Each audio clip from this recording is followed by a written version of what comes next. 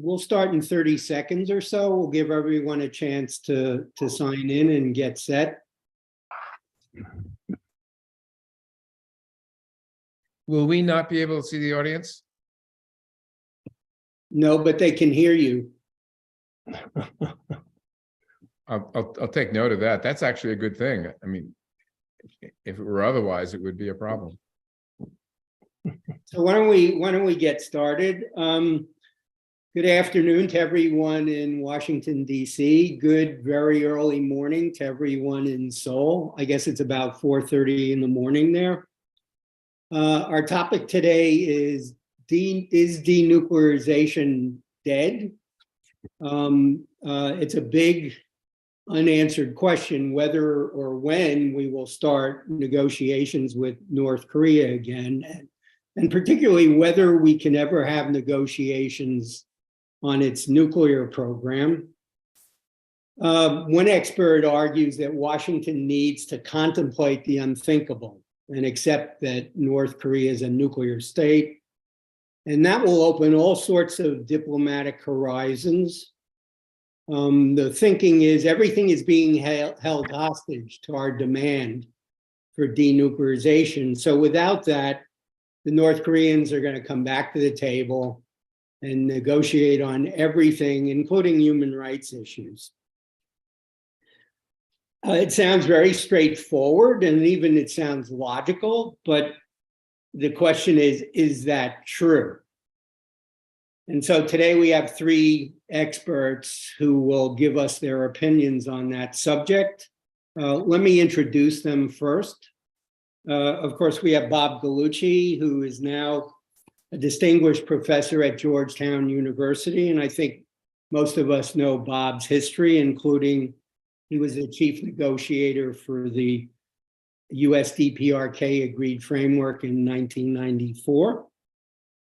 We also have Sig Hecker, who's a distinguished professor of practice at the James Martin Center for Non-Proliferation Studies.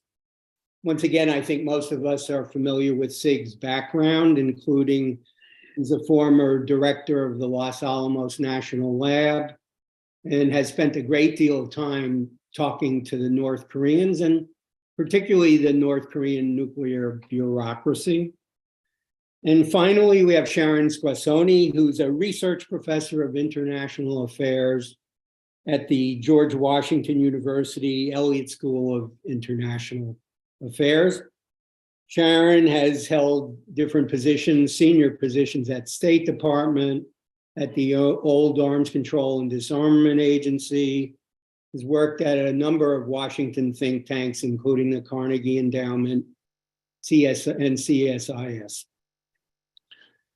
So how will we proceed? I think what we'll do is each speaker will have 10 minutes to make their initial comments. Then we'll have moderated discussion with the panel. And that'll be followed by Q&A with the audience, but I want everyone to feel free to forward questions even before we end the moderated panel discussion, because I can insert them into that discussion as well. So why don't we start with Bob, and then we'll move on to Sharon and Sig. Bob? Joel, thank you. It's good to be with my colleagues, and it's also a thanks I ought to give to the Stimson Center for hosting us here. I thought I'd start with a couple of things which I think are true, and I would want to acknowledge as people talk about as Joel described, the wisdom of accepting what appears to be a fact as a fact for political advantage in terms of improving our situation with the DPRK, with the North Koreans. That's how I understand the issue has been framed. So I thought so we don't have to argue about it, or at least I don't have to. I think it is certainly true that the probability of the North Koreans agreeing to denuclearize, to give up all their nuclear weapons and nuclear weapons development capability is less now than it has ever been in the past, right? So it is a low likelihood event, I would say. And it has never been lower than it is right now. The second thing that's true, I think, is that if the Biden administration were to get up one morning and decide to send a message to the North Koreans and say, we have thought this through and we think it's a terrific idea to welcome you to the community of nuclear weapon states. We accept your status as you have described it to us as a nuclear weapon state, and we don't wish to negotiate over that issue anymore. I think that would be welcome by the DPRK. And so if you were asking, could you get some good out of saying that? I think the answer would be, it would be good to have to say something that the North welcomed, as opposed to what normally happens, which is that it's not welcome. Having said that, now I'm done saying nice things about that idea. I think there are a couple of points that really need to be made and emphasized and underlined. And the first is that the goal of denuclearizing the Korean Peninsula, while it has become less likely than it has ever been before, probably, it is still a plausible outcome. Even if it's unlikely, it's plausible. And since it's plausible, and the second part of this proposition is that it would be desirable. I have a hard time believing, unless you are of the school of my former thesis advisor, Kenneth Waltz, that more may be better with respect to nuclear weapon states. I am not of that school. I think more is not better. And that there has been since 2006, one more, 9 states with nuclear weapons in the world. The world was not improved by this. And the likelihood of peace and security on the Korean Peninsula and in Northeast Asia is diminished, not enhanced, by the decision of the North Koreans to acquire nuclear weapons and to build a larger and larger program. So first point, the objective of denuclearization is still worthy, and it's still plausible, if unlikely. The second point is that there's a cost to winning a welcome from the North Koreans, and the cost is can be measured in one very, very tangible way and one somewhat less tangible way, in my view. The tangible way is the reaction that would follow in Seoul and Tokyo, I anticipate. Now, some of it would be loud, and some of it would be sotto voce. That it would be said quietly in the foreign ministry and elsewhere, and some places not so quietly, that this non-nuclear weapon status of South Korea and Japan, of the ROK and Japan, would become a matter of greater debate if the United States acknowledged and accepted North Korea as a nuclear weapon state. And I think that would not be good for peace and security on the Korean Peninsula. It would not be good for relations, not only between North and South Korea and Japan and North Korea, but between South Korea and Japan and everyone, and China and Russia and the United States. In other words, I think it would be extremely aggravating, but most so, is my first point, to 2 states that belong to the Nuclear Non-Proliferation Treaty, are in good standing with that treaty, and would engage internally, at least, in a debate over whether to remain in that status. And that if a decision of either one of them would be to leave non-nuclear status, I would anticipate it highly likely the other would eventually as well. What I'm describing here is typically called dominoes falling, and an acceptance of North Korean nuclear weapon status, I am suggesting to you, would create a domino effect plausibly in Northeast Asia, at the very least, immediate unhappiness with the situation, particularly whenever it is suggested that the American extended deterrent is less than fully reliable. So the cost here, I think, in Seoul and Tokyo is quite high, and therefore for peace and security in Northeast Asia.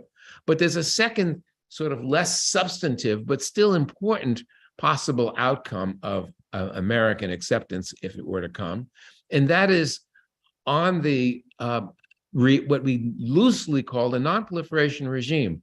In other words, I think normatively, the impact on the international community would be terrible. I also think that while this kind of proposition is a bit more ethereal than the kind of debate that would happen in capitals, I still think there's substance to it eventually. I think the idea that acquiring nuclear weapons is no longer a desirable thing in terms of one's standing in the international community is something that we ought to continue to sustain. We have other fish to fry, folks. We are very concerned about Iran's status and whether it will remain a non-nuclear weapon state. I don't think welcoming North Korea into the group of states with nuclear weapons that are legitimate in the terms of the NPT, the original five, that it would not help us in our political and diplomatic efforts to prevent the proliferation of nuclear weapons to the Middle East, beginning with Iran. But if Iran were to acquire nuclear weapons, more than one analyst has offered that other states would as well. And indeed, these states have already spoken up, or representatives, to say they would not remain non-nuclear if Iran was accepted as a nuclear weapon state. So I see those as costs. Furthermore, as we look at the situation of a plausible but not likely outcome of non-nuclear status for North Korea, I would observe that in my memory, at least, which I have to confess goes back further than people who are younger than I am, but when I first began with my colleagues, and one of them was Joel, to negotiate with the North Koreans said words to the effect that they would never, ever accept special inspections. Now, for those of you who have forgotten what that phrase meant, it meant that the IAEA would be able to inspect sites which were not declared to it for inspection by the host government, namely the government of the DPRK. They said they'd never accept this. And this was really part of what started the crisis with North Korea that led to the negotiations, in which they ultimately accepted whatever the IAEA required, including special inspections. So when the North Koreans say never, I think we ought to bring a little bit of reality to this and say it may mean not for a long time, or not very easily, or not very cheaply, but it doesn't necessarily have to mean literally never. Another point I would observe here is that very often when states enter negotiations, they do not have agreement on what the end state looks like. That's why they negotiate. So the fact that the United States is looking for an end state, and by the way, the National Security Advisor has said we are still looking for the end state of a non-nuclear Korean peninsula. The fact that we have that as an objective does not mean that our negotiating partner, if we end up in negotiations again with the DPRK, that they have to have the same objective. That's why we have a negotiation. They can go in looking for normalization of relations, could be looking for a peace treaty. They could be looking for lots of things, end of sanctions. And we have maybe share some of those objectives, but we also want denuclearization. It doesn't mean just because we have different end states that we can't have a negotiation. Third point here is that there is no reason why we can't hold on as very important the objective of a non-nuclear Korean peninsula and aim in the interim until we get there for a stable relationship with North Korea, including stability as we understand it in terms of deterrence theory. In other words, there's no reason why I, as an advocate of maintaining our position, would need to frame this as a debate between disarmament and arms control. I don't want to be opposed to arms control that brings stability in a deterrent relationship. I favor it. So we can have a negotiation in which one of the interim objectives is that we improve the stability of the deterrent relationship between the DPRK and the USA without ever giving up the objective of ultimately full disarmament on the Korean Peninsula of all nuclear weapons. Finally, I would say that the ultimate goal between the North Koreans and the Americans and the international community ought to be normalization of relations. And all that means for peace treaties, for end of sanctions, et cetera. And I would observe that to have normal relations between the United States and North Korea, and I would say for many, many countries in the international community, normalization would also mean some change in the human rights policy in Pyongyang. It does, just because the North Koreans aren't interested maybe in addressing that now, doesn't mean that we can't recognize as absolutely essential to a normal relationship with North Korea, that North Korea changed the way it treats its own people. Similarly, the way North Korea fits in to the framework for security in Northeast Asia will have to be adjusted, I think, for real normalization of relations. And that would mean becoming a non-nuclear weapon state again. So I subside now. I stop there. I remind you of my first 2 points. I understand this is hard going. I understand that the North Koreans might be thrilled at the prospect of accepting the suggestion that has been made, but I don't think it's necessary. I don't think it's appropriate. Indeed, I think it's dangerous. Thanks very much. Thanks, Bob. Sharon? Thanks, Joel, and thanks also to the Stimson Center. Bob, I don't know what to say after that. I think you hit all the high points. I'm going to take a slightly different angle and talk about, there are some myths floating around about this whole question of accepting North Korea as a nuclear weapon state. First is, and you alluded to this, Bob, it's denuclearization or arms control. I'm going to argue that you can have both. The second is that there's a way to accept the DPRK as a nuclear weapon state. And I'm going to argue that there are a bunch of different ways you could do it, but it's when you think about it, it's really not in our interest. And then the third is that this engraved invitation into the nuclear weapons club is going to be enough to change North Korean behavior. And I think that that's kind of the wrong way to look at this. So I'm going to address each of these and then give a few recommendations or ideas to think about. So it's not either or, it's not denuclearization or arms control. And there are a few reasons why you shouldn't give up denuclearization, right? The first is that the DPRK has actually had a long-standing commitment. They've said this many, many, many times, right? Now, you can argue that, the circumstances have changed significantly, right? Every time, and I completely agree, Bob, that, as North Korea has, increased its capabilities and institutionalized everything, that it's, has a strong vested interest in keeping this.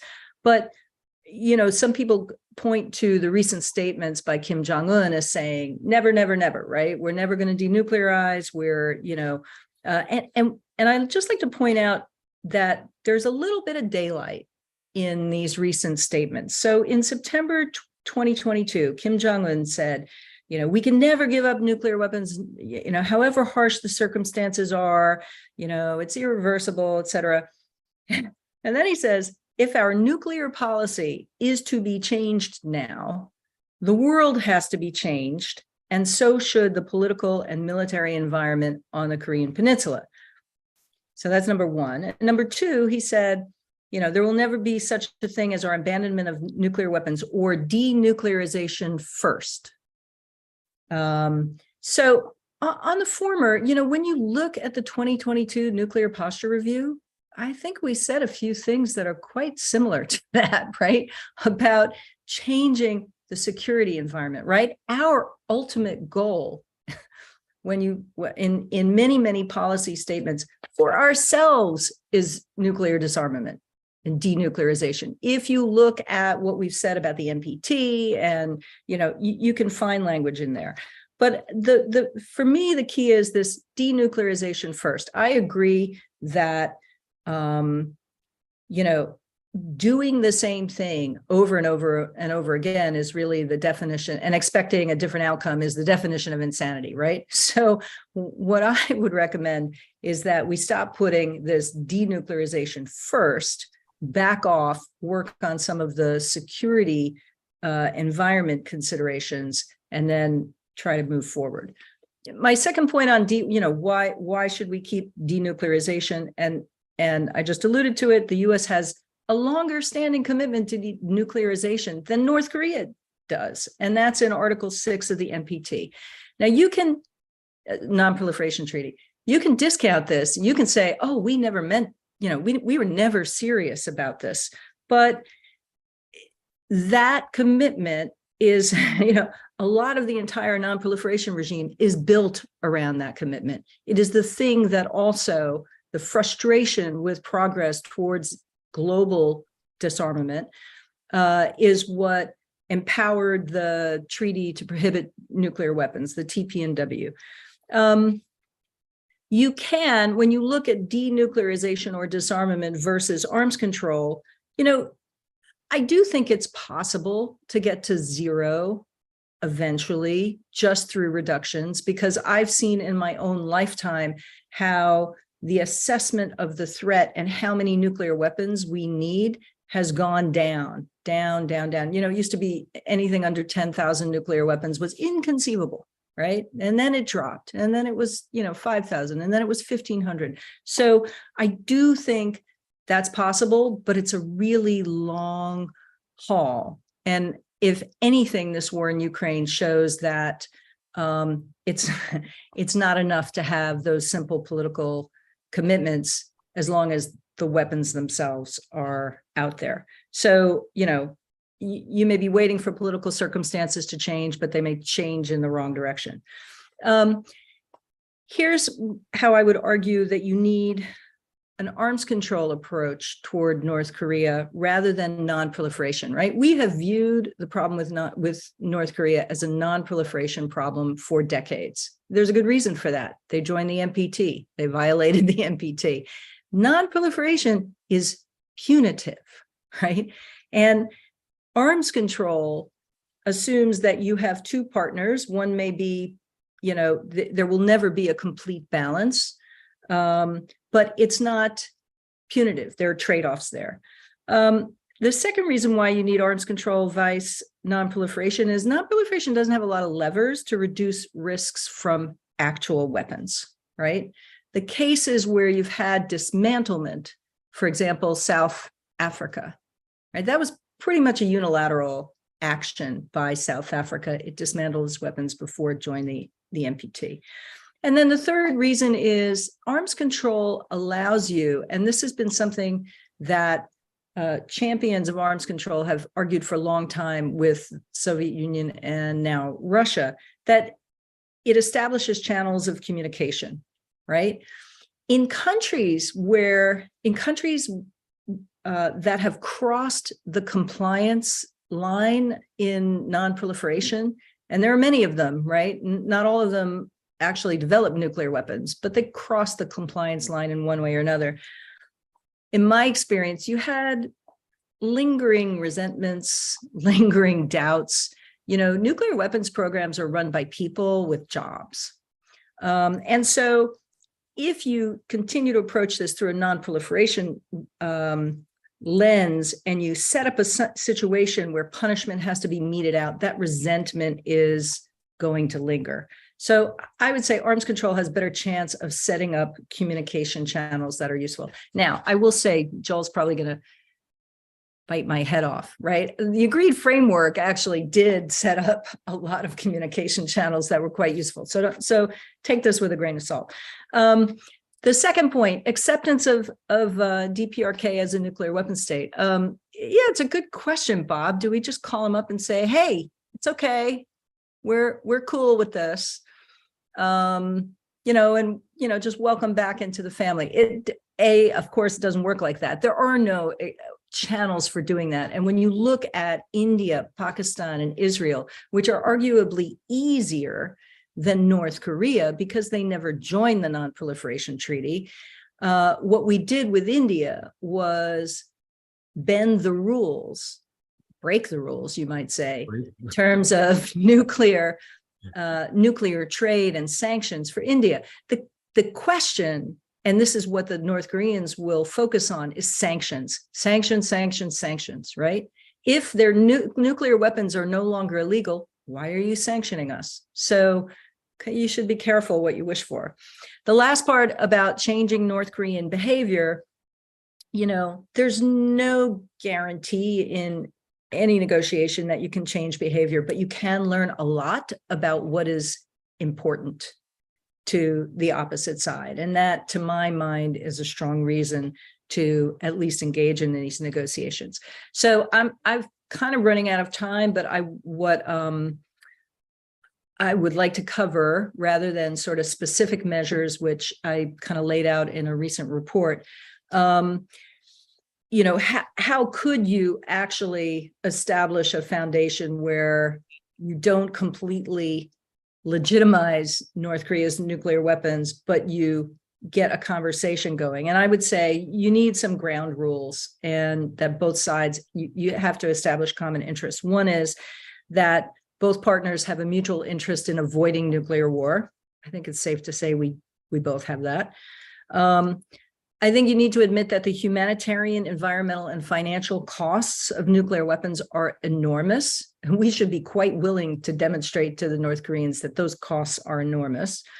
To disincentivize them or dissuade them from moving forward. Some nuclear capabilities increase the risks of use, including accidental and unauthorized launch. We should really engage in conversations with them about that.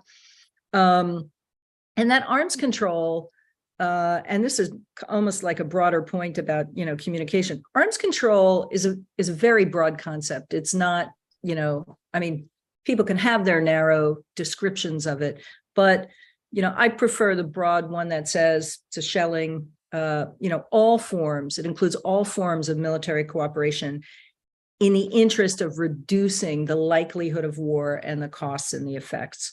So that's my pitch for, keeping the goal of denuclearization, but using different tools and a different mindset. Thanks. Thanks, Sharon. Sig? Well, thank you, Joel, and it's a pleasure to follow Bob and Sharon on this. So let me take a little different approach to this, because Bob and Sharon have covered just about everything that you can imagine in the spirit of the original question, Joe, that you asked. So let me start by posing a different question about denuclearization, and that is, was it ever alive?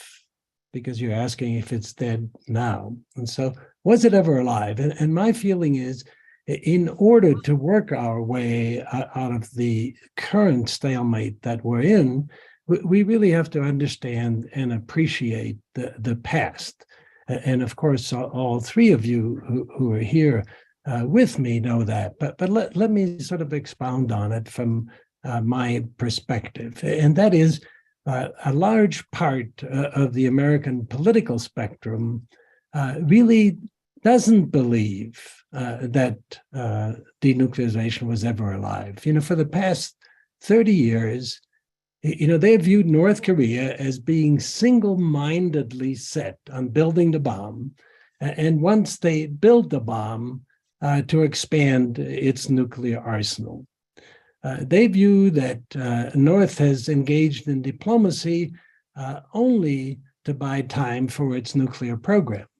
And the same goes, for all the agreements or all the negotiations that they've ever been involved in. So it's believed that North Korea was never really serious about denuclearizing. Well, I beg to differ, and several of my colleagues beg to differ on that. In my book, which is called Hinge Points, which will come out from Stanford University Press on January 10th, I try to make the case that all three Kims followed what I call a dual-track strategy. And that is, they did engage in serious diplomacy, but also plus nuclearization, in other words, building the bomb. And so beginning with Kim Il-sung at the end of the Cold War, in around 1990 timeframe or so, I believe that he decided to explore, what I call strategic accommodation with the United States. And that's because he felt abandoned by China, and not only abandoned by Russia, but actually found the new Russian leadership in the early 1990s to be antagonistic to North Korea. And then his son and grandson also followed that dual-track strategy, So over the last 3 decades altogether. And I would say they sort of never abandoned either the diplomacy part or the nuclearization part. They would move one above the other, that is in priority rating, depending on both the external situation, but also the domestic considerations. So I try to demonstrate there that the past three administrations of the United States, they misunderstood and they misjudged the Kims, and that led to these serious hinge points, pivotal times when they, in the end, they made the wrong call. They typically ended diplomacy before it had a chance to move us closer to that eventual goal of eliminating nuclear weapons on the Korean Peninsula. The first of those hinge points came in the Bush administration when what I like to call John Bolton, in his own words, wielded the hammer to shatter the agreed framework. In my opinion, a monumental error. Obama suffered various hinge points, including, very early in his administration, when he walked away from a deal because Kim Jong-il had launched a satellite. There were several others, but the final hinge point came with Trump walking away from Hanoi. So in Hanoi, in my opinion, Kim Jong-un was the one that was looking for this strategic accommodation, or what Bob Gallucci just called sort of normalization, much like his grandfather and his father attempted. And all along, the time, neither Kim Jong-un nor Kim Jong-il ever gave up the quest of building that nuclear arsenal. There's sort of chapter and verse as you put it together, what's happened over the past 20 years.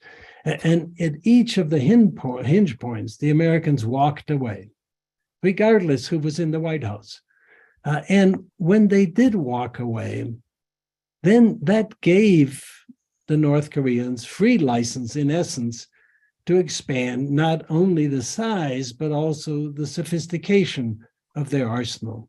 In spite of our attempts to sanction them from every which angle that you can imagine.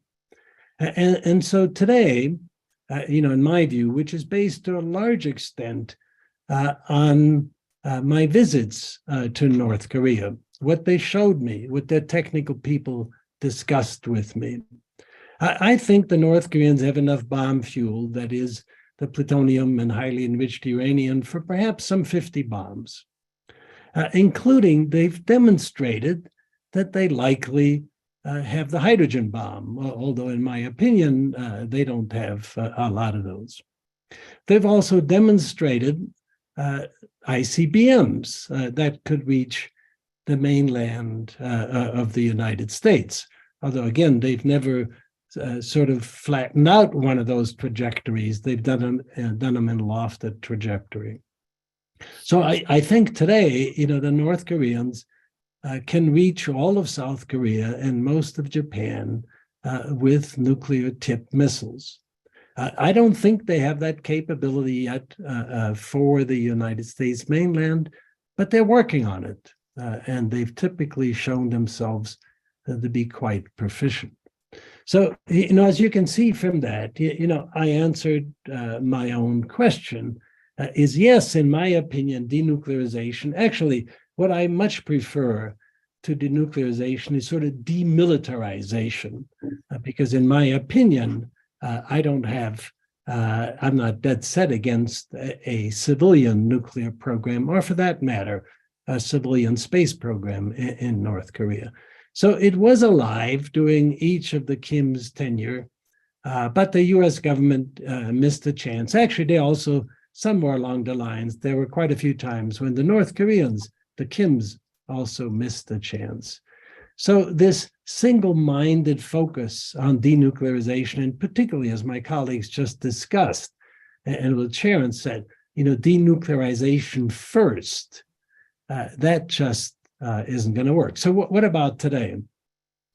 Well, post Hanoi, which was a great embarrassment for Kim, he has shown very little interest in resuming dialogue with the U.S. government, for the remaining almost 2 years of the Trump administration after February 2019. Essentially, no progress was made for those 2 years, although one has to admit that 2020 was greatly conflicted, by the shutdown because of the COVID pandemic.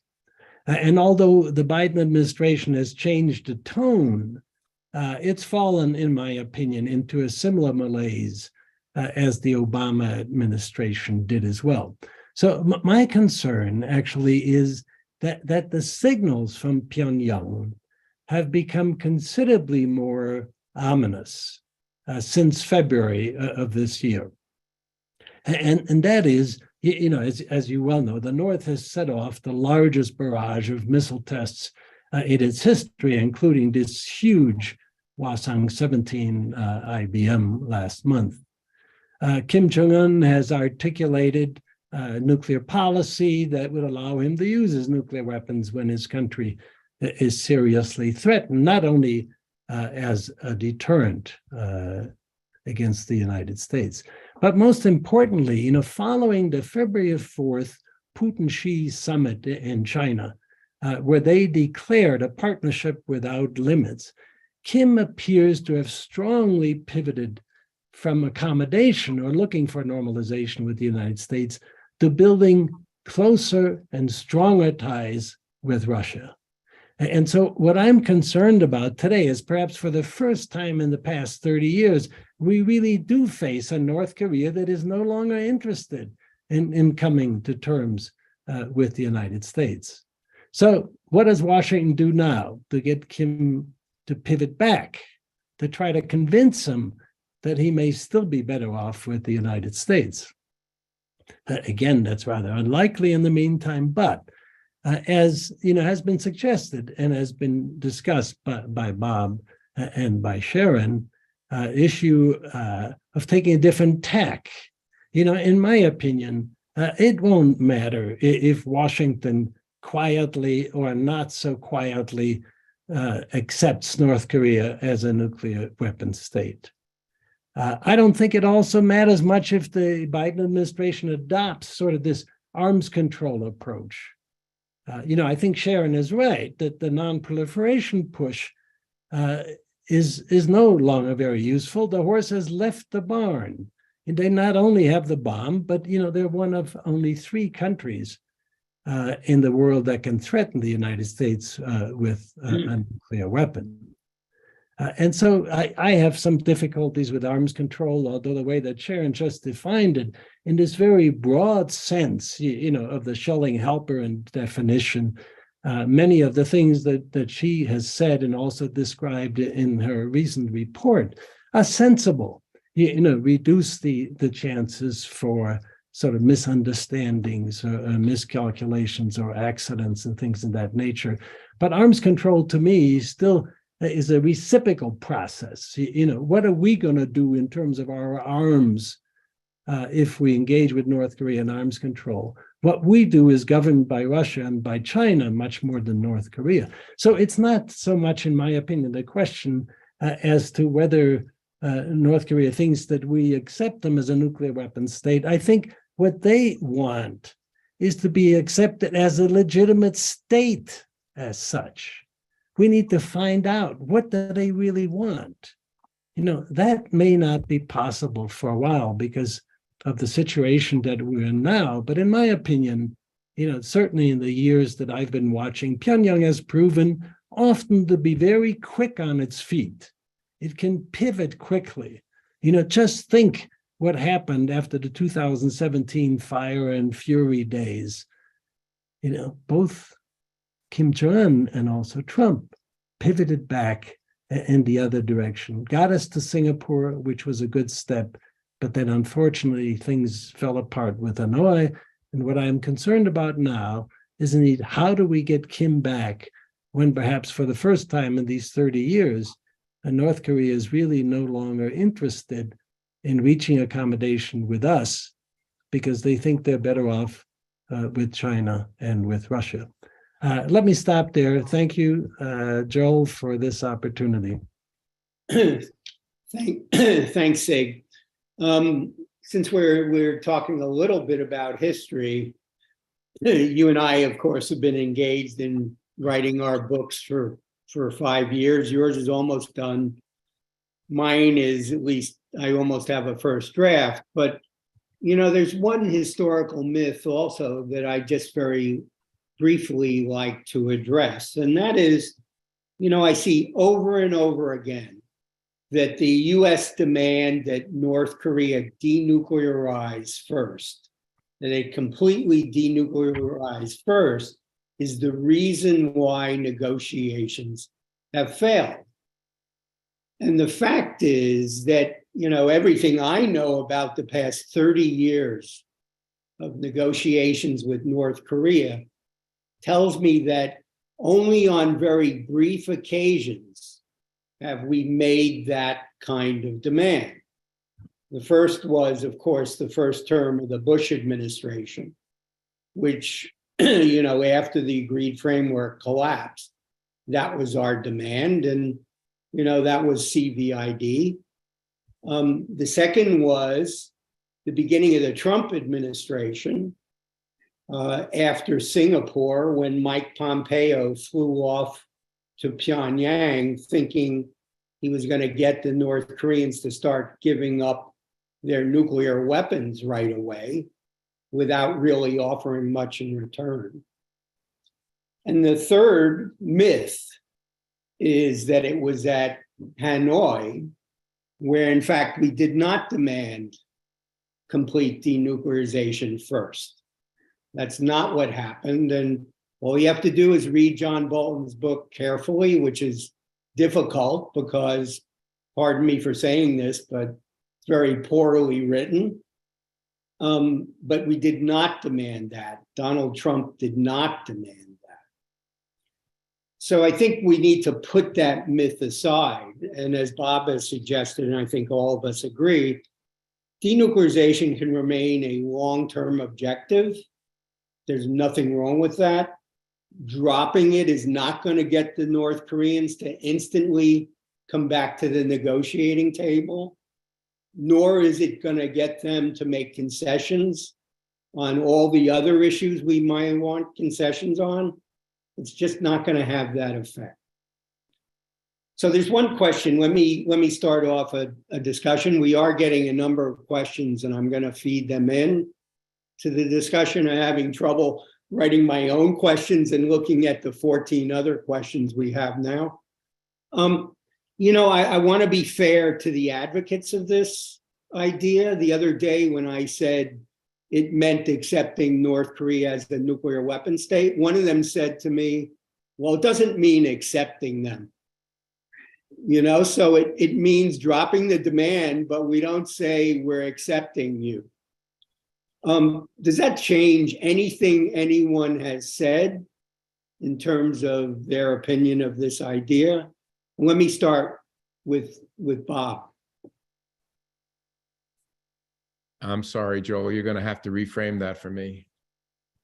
I get what you're saying. Well, accepting them means, we sort of announce we're accepting you as a nuclear weapon state. The advocates of this idea are saying, well, we're not going to do that. We're just not going to demand that they denuclearize. I have to say that I'm thinking here of a couple of people who have spoken out on this debate, and what I have understood is what exactly we say is unclear, but what we mean is that we accept and acknowledge not only that you have nuclear weapons, which anybody, I believe, would have to say that, but that we are no longer have an objective in our discussions of trying to talk you out of it. And as I think Sharon said, the manifestation of that would presumably be that we no longer will insist on sanctions because of their nuclear weapons activity. In other words, if you accept their program, then you don't sanction them having nuclear weapons. I assume you can still sanction them from ballistic missiles if you'd like, or for violation of human rights if you'd like, but not for nuclear weapons if you accept that they have them. And by the way, be careful here. I don't think any of us who oppose that position want to say that we do not acknowledge that they have nuclear weapons. You know, too many negatives in that sentence, I recognize. But clearly, folks, everybody knows North Korea has nuclear weapons. The exact number I'm unclear about. I would accept any number that SIG put on the table as what they have at this moment. They have nuclear weapons. That does not mean I accept North Korea as a nuclear weapons state. To mean that would mean I don't think that we ought to be sanctioning them or holding them as in some kind of illegitimate position. Someone, Sharon, or I forget now who did this, raised the India case. You know, when we back more than a decade ago, almost 2 decades ago, decided that we would take the position that India's nuclear weapons was not going to stop us from exporting nuclear material under the Nuclear Non-Proliferation Act to India. That was an acceptance of India's status, right, as a nuclear weapon state.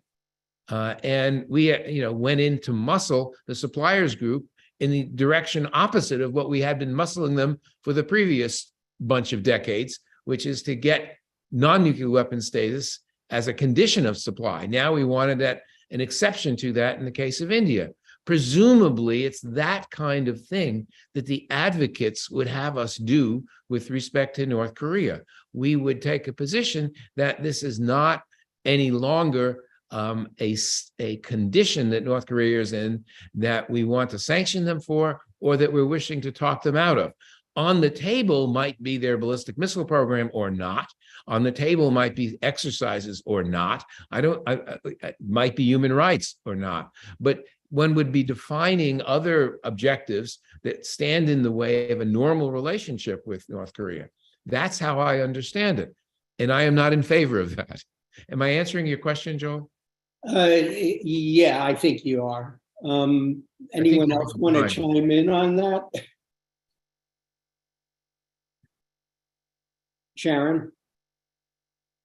Yeah, it really would raise the question of what the purpose of those remaining sanctions are. So, we have a norm of not testing nuclear weapons, right? I mean, the US doesn't test nuclear weapons because we signed the CTBT, even though it's not enforced. So, like, what would remain? If they tested a nuclear weapon, we'd be kind of ticked off and we'd sanction them. But, ballistic missiles, how does that, the other countries test missiles all the time, right? So, I mean, you have to step back and ask, okay, what does that acceptance mean? In the case of India, as I said, they never violated the NPT. And so they never signed it and abrogated it. So, North Korea is really in this very special category. And I would say many of those, sanctions are the result of that. I'd raise another question though, which is, we always have this conundrum in non-proliferation, which is we say, oh yeah, nuclear weapons, we need them for our security. And we're going to extend that deterrence to our buddies because they need security too. But you, North Korea, you don't need those nuclear weapons because it's making you less. I mean, we've said to the non-nuclear weapon states, right? You don't need the nuclear weapons because we're going to provide security assurances and all of that. So, really you wind up with this tossed salad of where do you go from here? So there is a question in the link about, how do you, I forget where it is, something about the behavior of, how do you convince the North Koreans that they don't need nuclear weapons? And that answer is, you work on the security environment within the region. I do believe you're going to have to do some arms control, and it may even include conventional arms control there. So I probably didn't answer your question either, Joel. SIG? Go to SIG. Yeah, so let me first of all agree very strongly with what Bob Gallucci said, that we should not drop, what we call denuclearization, or let's just say the elimination of nuclear weapons in a program from our long-term objective. I firmly believe that has to be our long-term objective for the Korean Peninsula. And if we drop that as our objective, then all the things that Bob has discussed before, in my opinion, are very likely to come true. And that's not going to be good for us or for the world. So how do we do things differently? In 2018, it was actually just before the Singapore summit. Bob Carlin, my colleague Elliot Serban, and I put together a report at Stanford, and we did it in color charts, and developed a narrative that said, look, here's what's happened. What we need to do is to convince the North Koreans and work with them to halt, roll back, and then eventually eliminate, the North Korea's nuclear program. And for the halting and for the rollback, we have to take reciprocal actions. And so I don't think we have to call it arms control. I don't think we have to call it any of that. We just have to take reciprocal actions that move us in a direction that they want to go. We posited some of those potential actions, and they certainly are things like, hey, step away from the sanctions. Actually, a good cold hard look at the sanctions, they just haven't worked. Have they expressed our displeasure to North Koreans? Well, yes, they have. Have they changed North Korea's behavior? No, they have not. In fact, if anything, I firmly believe if you watch the way the sanctions have been applied, and much of this, like during the Obama administration, it was so backwards from what happened, was so backwards from what I wanted. For example, you'd like the North Koreans to get more involved towards normalization. What sanctions did was drive them into the hands of the Chinese instead of into the hands of the South Koreans. Why in the heck would we want to do that?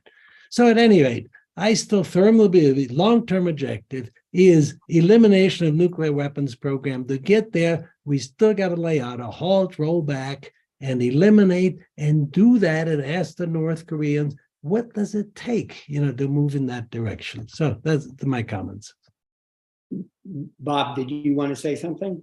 I was, briefly.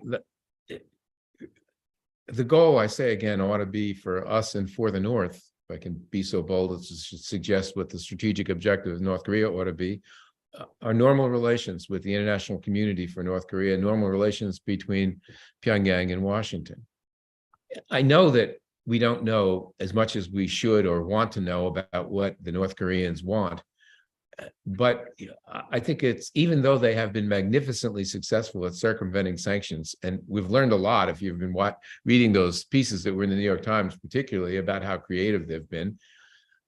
But we do also know, they've said it to me on sidebar conversations, and they've said it in other forums, they really do not like those big exercises we do with the ROK, the military exercises, particularly ones that are labeled decapitation. For some reason, they resent that. They don't like that. And they also don't like American bombers flying close to them. And if we tell the North Koreans that our B-1 is no longer certified to carry nuclear weapons, that doesn't make a lot of difference to them. It's still a bomber. They don't have to wait for B-2s. So I think if we got some people who wear uniforms, or at least used to wear uniforms, to talk about what you can do with military exercises to accomplish your readiness goals, and do it in a way that is not provocative. If you're looking for something we could do that we know they care about, I think exercises, adjusting them, not so that we undercut our alliance with the South, God knows, but I think the South might even welcome some of that, because the South is looking for ways of engaging the North too. This is something that would involve them. So if we're looking for something to do, my suggestion is go there, because we know they care about those. There's I'm looking at some of the questions that have come in, and one of them strikes Well, they're interesting questions. One of them is very interesting. We're all sort of focused on the United States, South Korea, and Japan, and how, our allies might react to us accepting North Korea as a nuclear weapon state. But one question is, would China accept North Korea as a nuclear weapon state? Which I think is kind of an interesting question. And I don't know the answer. I'm not an expert on China, but I mean, Sig, you've spent a lot of time in China. What do you think? Just speculation, of course. How would that go over in China? No, I think that's a very good question. And it's one that we certainly need to think about. So from my interactions with the Chinese, and to some extent, it's certainly also with their diplomatic corps, because I went to North Korea for the most part with John Lewis. Also, Joel, you and I were partners in one of those visits. So I saw some of the diplomatic people in China, but I mostly interacted with their nuclear people. In other words, my counterparts, both from the nuclear weapons program and nuclear fuel cycle program. And let me tell you, their view, without question, was that North Korea should not have nuclear weapons. And certainly, they would not entertain to accept North Korea as a nuclear weapons state. And I would say, from what I learned from my nuclear colleagues, their main concern was Japan.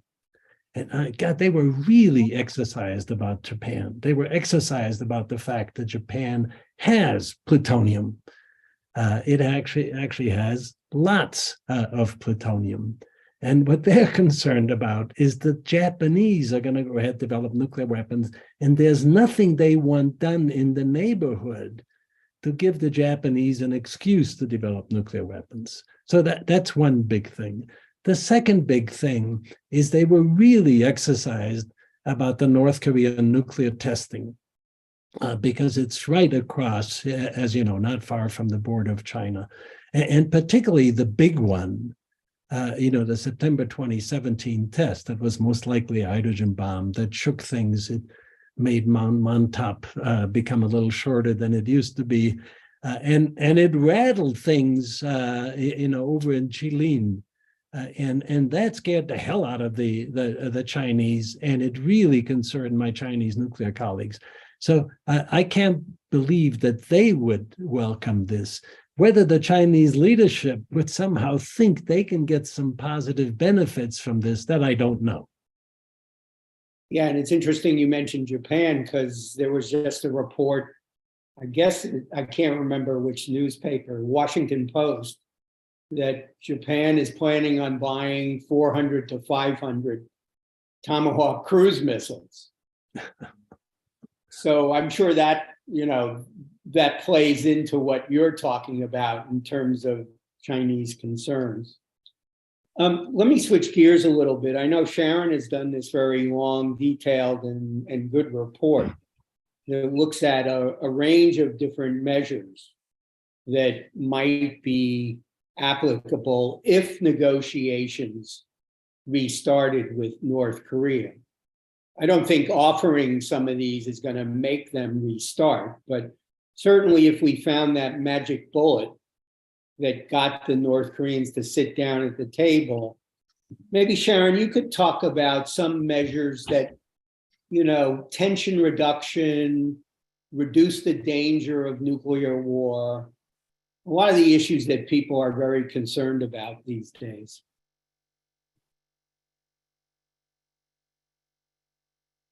Thanks, Joel. Yeah, oddly enough, if you look at the comprehensive military agreement that the North and South signed after, what was that, 2019? It was 2018. 2018. So, and going back to Sig's point about, when motivated, the North Koreans can really pivot. Actually, there were many, it was a long, detailed agreement. There were many very specific things about, disarming artillery sites and demilitarizing the joint zone. And so that actually gives me a little bit of hope that some tension reduction and confidence building measures could actually be implementable if the North Koreans were in the mood to do that. So there's a wide range of things you could, from trying to avoid, unexpected encounters, in the West Sea, to notifying. One things that the North Koreans don't do, they don't make any civil notifications of any missile tests that everybody else in the world does, right? They're called NOTAMs. So the basic objective of that is to warn civilians, either aircraft or, maritime vessels, that something might be coming their way. So the list of potential things is really quite broad. And some of them don't require a lot of transparency. But what I would say on the nuclear end, what I've found a little disturbing is when, and of course we don't know exactly what lessons North Korea is learning from the Ukraine war, but their recent statements about, fielding, I think it was cruise missiles, and there are some hints that they are thinking about tactical nuclear weapons to stop, actual use of nuclear weapons against the South Koreans. I think there's a range of discussions that we, the U.S., should initiate with them about the dangers of escalation, about certain topics in crisis stability. What we found in track 2 talks with the Chinese, in fact, over the years, was that they didn't have the same concepts we had. There was no escalation ladder for them. Some of the things that we in the nuclear field take as, sort of, this is the hymnal, of like how you use nuclear weapons and how you don't use nuclear weapons, that it was really a blank sheet of paper with the Chinese. And so you can, doubly think that's the case with North Korea. But I think you put the link to my paper. There's a long list of different things you can do, voluntary. Some of them might be actually, declaratory or even, verified or monitored.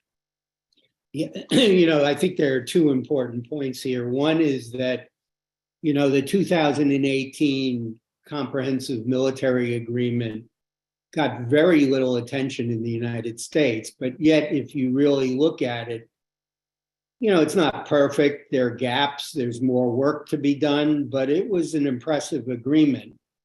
And in talking to people who were working on it, one of their main motivations was to prevent accidental war and escalation of a conflict, which would have started at the level that the CMA addresses. But also on I wanted to ask Sig, just to pick up on, Sig, you did mention that there are things we should focus on to reduce the risks of war and, what confidence building measures, I assume, or maybe even dialogues we could have with the North Koreans. So I was curious whether you had some specific ideas in that context. Well, right now, of course, Joel, as you know, the trick is how to get them back into any sort of dialogue. Right. The folks in the Biden administration have told all of us, that they've tried and tried, and North Korea is just not answering the phone. My advice, for what it was worth, to the Biden administration right at the very beginning, actually, in December of 2020, before they took over, was to step out quickly, with the North Koreans, contact be willing to talk to them, be willing to ask them, what are their objectives, and then reiterate our objectives. That was never done. But right now, at least we should go in a direction of making sure that we have some mechanisms to avoid or how to react to a potential crisis. And so some sort of a hotline, anything, because even if they don't want to talk, they don't want to cooperate, they at least need, and I think they would be willing to talk about what was mentioned here, sort of crisis stability, avoiding misunderstanding, miscalculations, to at least to get to that point. My view has been, if we could get them to talk, and this is what I would have done, right then in January of 2021, instead of this focus on denuclearization, and let me just say here, I never liked that word because denuclearization would implicate nothing nuclear. Instead, as I've already mentioned, I would focus on demilitarization. And my view would have been that one of the things that my administration should have considered was to step out and do what I called cooperative conversion of North Korea's nuclear and military missile program to peaceful nuclear and space programs. That's the big picture step that could have been taken. I think that's still the step that has some potential. But first, somehow you got to get to the North Koreans to get them away from saying, hey, we're going to go ahead and embrace the Russians and the Chinese because it looks like their view of the world may indeed be where we want to go. I think if Ukraine, continues to go very badly for the Russians, there's going to be some question as to how attractive it is going to be to link up with the Russians. But we need to be prepared for that.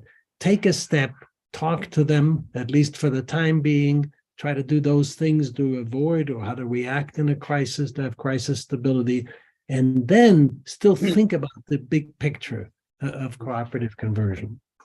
Yeah, no, I think that's an important point, that at least it feels to me like the advocates of dropping denuclearization are looking for some magic bullet that somehow will pave our way into talks. And the reality is the situation is much more complicated than that, in large part because of the geopolitics that have developed recently. So, I think you're absolutely right. And I think we've all hinted at, there needs to be a shift in the overall relationship.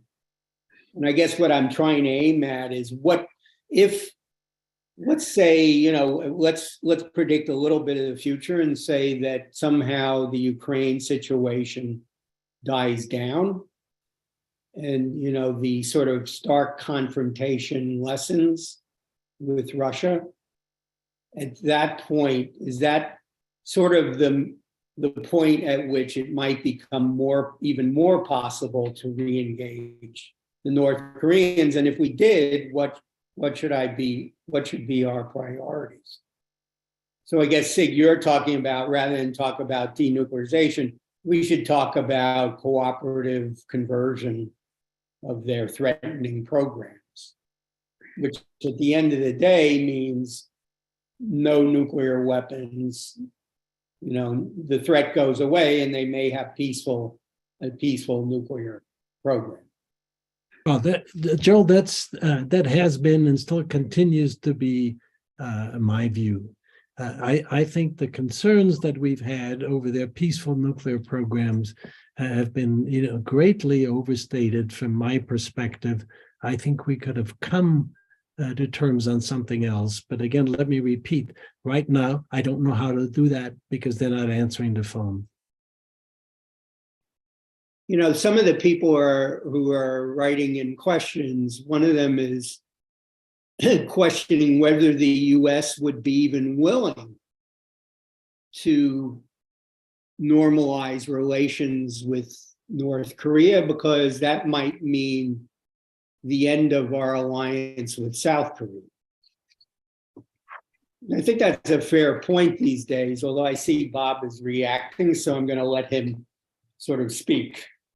I appreciate that, because I've been using the normalization word, and I don't want it to mean that we would end our alliance with the Republic of Korea, because that is not exactly the objective here. My thinking is that there are obstacles to a normal relationship between the DPRK and the USA, and that after that agreed framework, which I'm sure you remember, Joel, the North Koreans expected some political performance from the US side, expected an improvement in relations manifest in contacts of all kinds. The Clinton administration was not in a very strong position, certainly not after their midterms, to step out and actually take positions which would have attracted a lot of criticism from the other side of the aisle, from Republicans who did not like the agreed framework. What I'm getting to here is that we did not have a normal relationship with North Korea just because we had negotiated the agreed framework. We addressed a portion of the nuclear weapons issue. The plutonium problem at Yangmyeon, essentially, is what we addressed, but nothing else. And as we moved on through the 90s, and then we looked at the situation early in the Bush administration, we being people who were involved in all this, it was pretty clear that we did not have the basis for a normal relationship, that there was a lot separating us from North Korea. The rhetoric was all wrong. A lot of stuff was wrong. The politics was wrong. The relationship between North and South improved, but that didn't change the relationship between the North and the US. What I'm getting to here is that if you look at this situation and are looking for ways of normalizing political interaction between Pyongyang and Washington, some things leap out at you. Yes, those political exercises I talked about before. Yes, some particular things the North Koreans have done, very provocative things, whether it's shelling an island, sinking a ship. Those are not normal things to do. The forward positioning of their forces along the DMZ, that there is a DMZ that looks like it is, that there are the human rights violations that are gross and utterly unacceptable to the international community, not just the United States, going on in North Korea. This stuff stands in the way of any kind of normal relationship. And I don't think at the end of the day, the North Koreans are going to do anything about lessening their forward posture on nuclear weapons, never mind giving up their nuclear weapons. I'm thinking of what they said in September, the law they passed in September, about the multiple situations under which they would, they did their NPR before we did our NPR this year, right? And theirs came out like 2 months ahead of ours. But there's great similarities in terms of drawing lines about first use of nuclear weapons. That was all because the posture has remained as it was 30 years ago. We still represent this threat. And I'm presenting the idea here to you that I presented to the North Koreans. That perception of threat isn't going to go away until those other things about our relationship that prevent normalization go away. So when the North Koreans asked us in a track 2 meeting, why should we ever trust you and give up our nuclear weapons? It's because we don't need nuclear weapons to deal with South Korea. Have you noticed we have an alliance with them? If you are a geostrategic thinker, you'll note that you guys share a border. Geostrategically, there's no reason we can't have the same relationship with you that we have with South Korea. I mean, yes, that would present a problem for China. We're talking geostrategy here. Right now, you are a buffer state for China, right? And that presents problems for not only the South Koreans, but for the United States. So if you can have a conversation with the North Koreans that is genuine and real about security, and then talk about other things, I think you can move eventually to have a conversation that leads to normalization. You have to, yes, you have to do what Sig said. You have to get into a discussion. They have to answer the phone. I have heard stories about how often we've tried, and it sounds like we've got a bunch of people who never went to high school and haven't understood about dating. You can't call them up 20 times. It doesn't work on the 21st time. You got to step back from that and try something else. So, let me try to, maybe I didn't ask the question properly. The question from the audience was, if we have a peace treaty tomorrow, won't the US ROK alliance end because the threat from North Korea will end? That was the question. And I think it's a logical question, although the premise that it would end may not be right. Look, that's what I'm trying to get at. All I would say is that there are lots, there's lots that's said in Seoul about the nature of the alliance between South Korea and the United States. It is different than the alliance, by the way, that we have with Japan. I mean, the contingencies that are anticipated are quite different. And there was a time, you may recall, in which it was popular in Seoul to say that the United States valued the tension with the North Koreans as an excuse for our forward deployment and our alliance with the South. And the South needed to think in other ways. And I found myself in the position of trying to answer the question you're putting on the table. And for me, the answer is pretty clear. South Korea will figure out, if they don't immediately, really quickly, that it's good to have an ally that's 6,000 miles away, and having one that's less than 1,000 miles away might not be so good. So I think the relationship with the United States is going to continue to have a huge benefit for South Korea, even if there is a mending of relations with the North. I mean, at the end of the day, what country fears reunification more than any other country? And if you were to guess China, I think you'd be guessing correctly. So, and of course, we have been accused, the United States, of also fearing reunification because it would take away the rationale for forward deployment. It would not if you've been paying attention to the way the United States looks at the Asia-Pacific region and what the shift has meant for U.S. strategy. It does not turn on the DPRK. It turns on China. Yeah, and I would note, although under these circumstances, it's hard to imagine, but, in the past, the North Koreans have actually said they don't mind U.S. troops staying on the peninsula under certain circumstances. They did that a long time ago during the Clinton administration, but they did that during the Trump administration too, which was kind of ironic because President Trump wanted U.S. troops to leave the peninsula and the North Koreans wanted them to stay. So anyway, it's something that could come back in the future, although under the current circumstances, it doesn't seem very likely. Does anyone else want to add anything to this discussion? I'm trying to look. From my perspective, Bob has not only said it all, he said it well. Okay.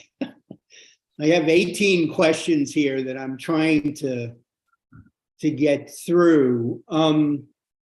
There's a lot of questions about wouldn't the kinds of things we're recommending, improving relations, everything in that basket, erode Kim Jong-un's hold over his country. None of us are North Korea experts. I don't know if anyone wants to take a shot at that or not.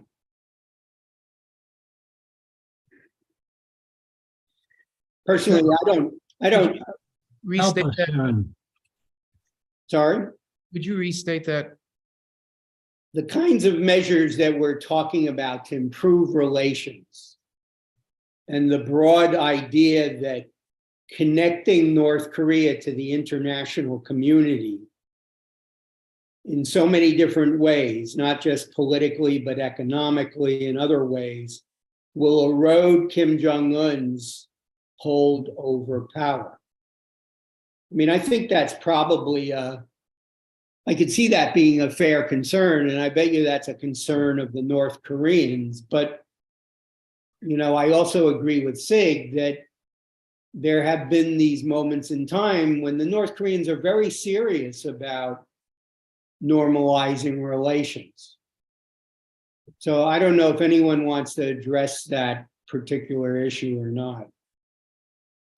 I guess, Joe, let me just make a couple of comments, and that is, so when I first went to North Korea in 2004, and of course, you know, Bob and you had been there before that, and then the subsequent years when I went altogether 7 years in a row, what actually surprised me immensely is how reasonably well plugged in the North Koreans were to the international community. You know, I had heard that they were this black hole, that they don't deal with anybody. And just to give you an example, on one of the trips, when I came out on Air Koryo from Pyongyang into China, and then, of course, for me back home, I sat next to a guy from Austria, who turns out lives and works in a town that was about 20 kilometers from where I grew up in Austria. And he was there to try to get North Korean mineral reserves, because he was from this place called Leoben, which is a big time metals capital in Austria. And so here was a guy from Austria, you know, close to my hometown. And then, of course, the embassy, you know, Polish embassy invited us, the Swedish embassy were there, the Brits were there. And then they had, from what I had heard, you know, they had relations with 140 some countries in the world. So they weren't quite as out of it, you know, at least as I expected. But then specifically to the question, of course, that's what dictators, I'm sure, like Kim Jong-un, have to be putting through their mind all the time. And that is, how do they open up to improve the economy, but not lose the grip, you know, they have? And boy, I don't have a good answer to that. Thanks. Sharon? So I have to think that there's some lessons they can learn from China, right?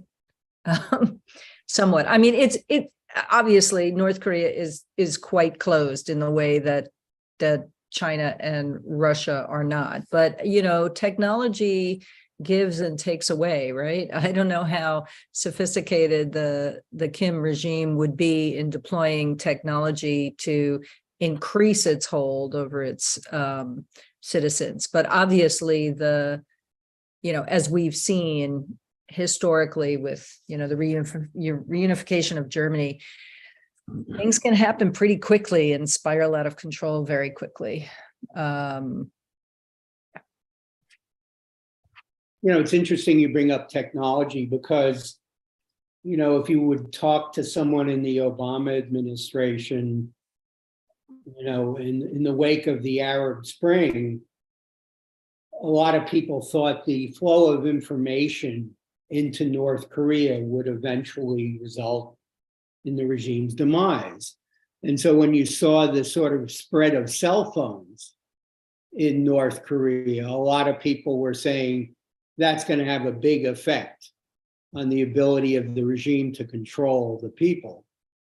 And in fact, you know, the regime has reacted to that. It's not stupid. You know, there has been a widespread, cell phones have spread throughout North Korea, but the regime is keeping tabs on what's going on and actually uses cell phones as a way of controlling the population. So it cuts both ways. So it's not as simple as saying, well, if they connect more to the international community, they'll eventually collapse. not simple at all. Let me see, we still have a few more minutes, so I want to try to get some more, getting a lot of questions about, not so much about whether we should drop denuclearization or not, but along the lines of negotiations with North Korea. I think we've covered a lot of them, actually.